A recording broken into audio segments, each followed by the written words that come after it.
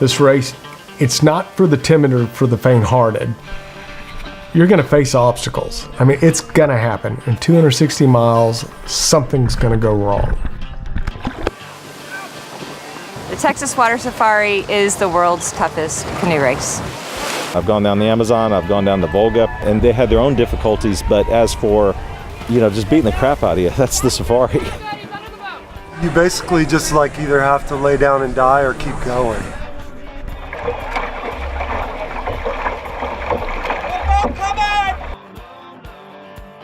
The Texas Water Safari is a 260-mile canoe race that starts in the city of San Marcos and goes down to the Gulf of Mexico. Over that 260 miles, you've got a number of challenges. Some years we have 110, 115 degree heat.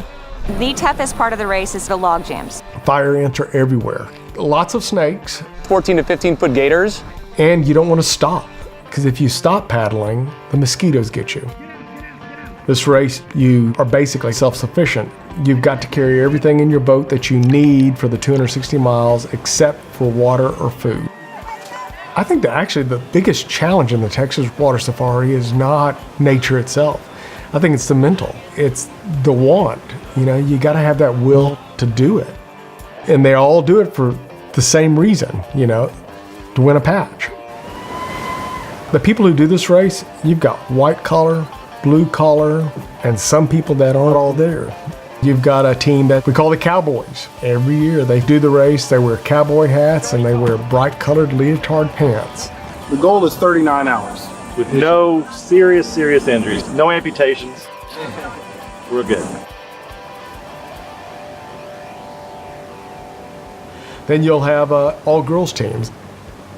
Seeing how far you can take your body and your mind is the ultimate question, and this race tests that in ways that other things just don't. Some people will go knowing they have 100 hours to complete it, and so their goal is just to finish. Our goal, first and foremost, don't die, because our wives will kill us twice if that happens.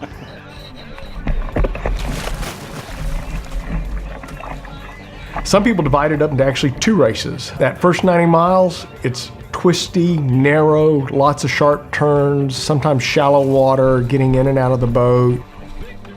It changes dramatically after the first day.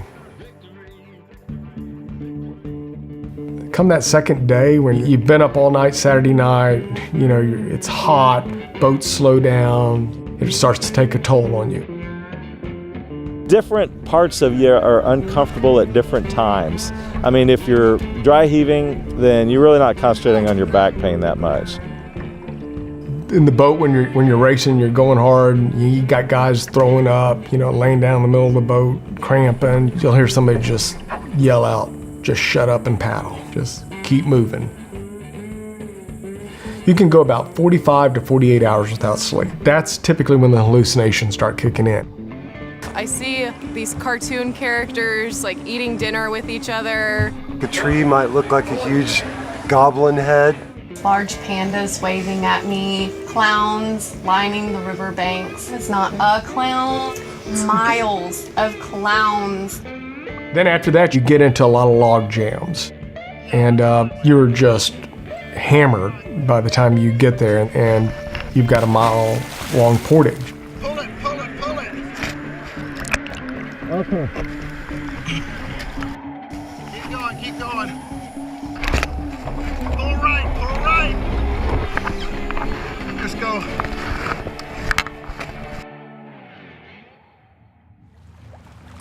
Crossing the bay at night, that's a different experience because you've got waves crashing at you. You don't see what's coming at you. So if we can break the female record, we are looking at a really, really dark night bay crossing. It's going to be interesting to see how that goes.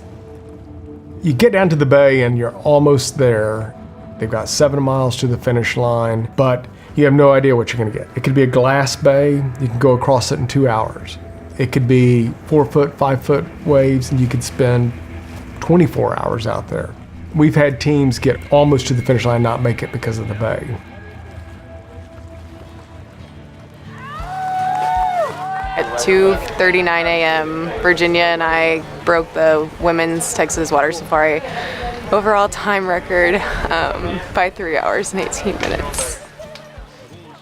You are pushed to such mental extremes that you just don't get pushed to in daily life, which is honestly the real reason I think people do this race. Why sit in a cubicle?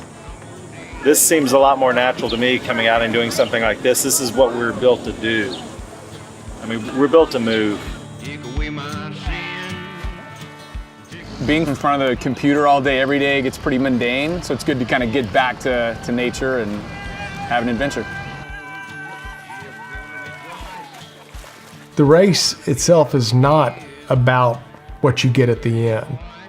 It's not that you've won anything, it's just what you have done. It helps you deal with a lot of life's challenges. You know, I've done the safari, you know, I can do this. I can put my head down and just keep paddling. I think society has become more tamed.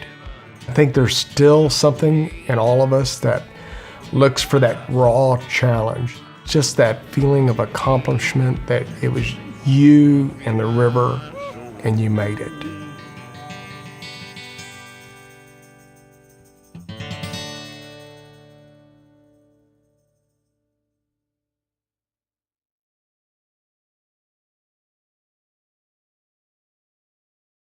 Basically, I have solid blisters everywhere. I had this one here started as one and then another blister formed on top of it, but pretty much every joint has a blister, even right here, from the sun.